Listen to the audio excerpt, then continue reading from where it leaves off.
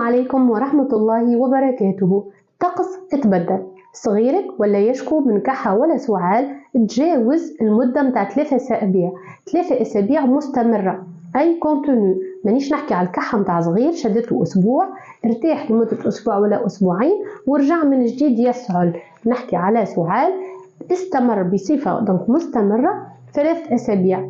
أول سؤال يتبادر ذهن الأم، يا هل ترى صغيري عنده حساسية؟ وإذا عنده حساسية كيفاش نتأكد يا هل ترى موجودة ولا لا؟ لأن نحب نقول النقطة الأولى إنه إذا السعال استمر لأكثر من 3 أسابيع بصفة مستمرة راهو فما عدة أسباب لذلك ومش كان الحساسية، وبالتالي ننصحك باستشارة طبيبك وهكاك تو يعرف السبب الحقيقي. النقطة الثانية، شنو ما الحاجات اللي يخلونا نربطوا السعال المستمر بالحساسية؟ من جملتهم وجود الموروث أو كما نقولوا هيستوريك متاع حساسية عند العائلة اللي هم